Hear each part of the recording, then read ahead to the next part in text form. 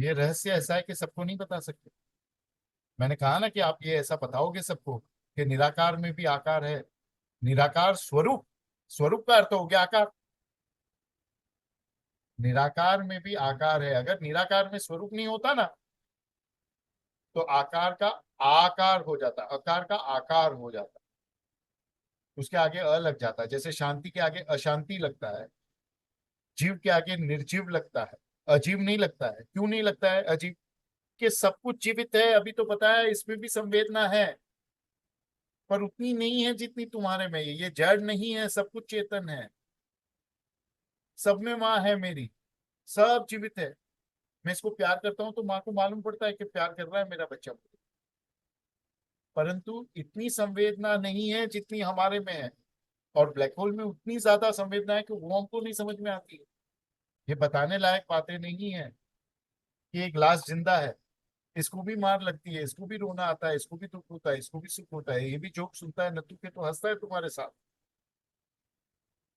कुछ समय पहले जब हम बच्चे थे, हमको स्कूल में पढ़ाया गया, फिर आके तीसरी क्लास में पढ़ाया गया कि नहीं, वो गलत पढ़ाया था, कि झाड़ जो है ना वो निर्जीव है। पानी चेतन है कि अचेतन, विज्ञान के हिसाब से।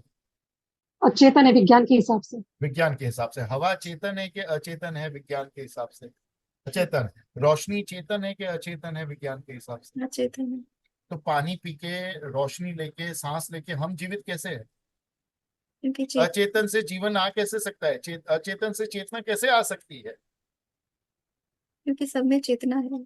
अनंत कोटि ब्रह्मांड में एक कोना नहीं है जहाँ पे सत्य ना हो, एक कोना नहीं है जहाँ पे सुंदरता ना हो, एक कोना नहीं है जहाँ पे रोशनी ना हो, एक कोना नहीं है जहाँ पे आनंद ना हो।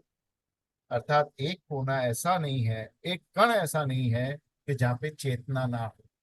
पूरा ब्रह्मांड सत्यम शिवम सुंदरम सच्चित आनंद है। और यही सच्चित आनंद जो है, सत्यम शिवम सुंदरम है, यही तीन शक्तियां हैं, ज्ञान शक्ति, क्रिया शक्ति, इच्छा शक्ति। वो तीनों एक है, सच्चित आनंद, सत्यम शिवम सुंदरम। शिव ही सत्य है, सत्य ही सुंदर है, और सुंदर ही शिव। ने बताया कि कण कण में चेतना है, वैसे ही कण कण में गुरु है और गुरु का ज्ञान है हमारे अंदर। गुरु ही चेतना है। गुरु ही चेतना है। बस हमारे अंदर कितनी शक्ति संवेदना है है उसको कि हम पहचानने की। पहचानने की। मैं डर गया हूँ। बोलता है जीवित लोगों में नहीं, ये निर्जीव वस्तुओं में भी, अचेतन में भी आप ही दिखाई देते।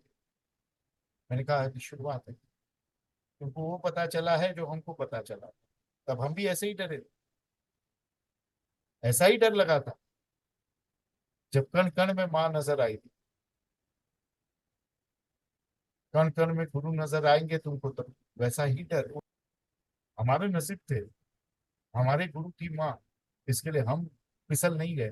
उनके नसीब खराब कि उनका गुरु हमारे जैसा निकम्मा, फिर वो फिसल गए, उसका छूट गया। चेतना को बढ़ाने के लिए, बिकॉज क्या क्रिया है उसको बढ़ाने के लिए? चेतना मैंने कहा सेवा से बढ़ती है।